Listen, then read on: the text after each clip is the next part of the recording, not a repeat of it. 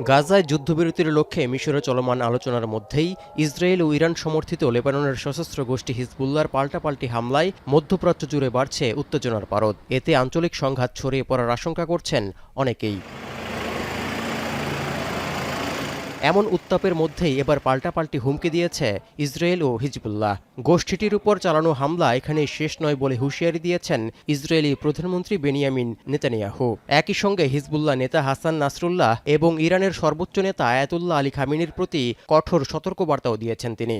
וחמנאי בטהרן צריכים לדעת שזהו צעד נוסף בדרך לשנות את המצב בצפון ולהחזיר את תושבינו בבטחה לבתיהם, ואני חוזר ואומר, זה לא סוף פסוק.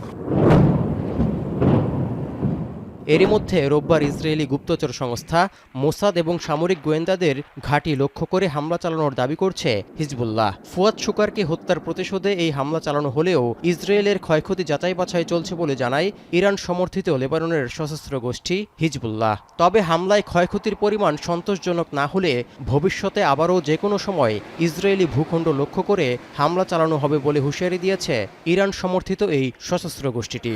كانت النتيجة مرضية وتحقق الهدف المقصود، فنحن نعتبر أنه عملية رد على اغتيال الشهيد القائد الحاج محسن سيد محسن। এমন উত্তেজনার মধ্যে হিজবুল্লাহ নেতার ভাষণে মনোবল আরও কয়েক গুণ বেড়ে গেছে লেবাননের সাধারণ মানুষের। دائما كلام السيد بيعطي معنويات وبيعطي ثقة لجمهور المقاومة ولكل الناس الوطنيين مش بس لجمهور المقاومة। রোববারের ঘটনায় গাজায় যুদ্ধবিরতির প্রক্রিয়া বাধাগ্রস্ত হবে কিনা তা নিয়ে উদ্বেগ বাড়ছে নানা মহলে। এমনকি ওই হামলার মধ্য দিয়ে ইসরায়েল ও হিজবুল্লাহ সরাসরি যুদ্ধে জড়িয়ে পড়ছে কিনা তা নিয়েও দেখা দিয়েছে প্রশ্ন। এমন পরিস্থিতিতে গাজায় যুদ্ধবিরতি চুক্তি কার্যকরের পাশাপাশি মধ্যপ্রাচ্য জুড়ে চলমান উত্তেজনা কমাতে যুক্তরাষ্ট্র তৎপরতা চালিয়ে যাচ্ছে বলে জানিয়েছে ওয়াশিংটন।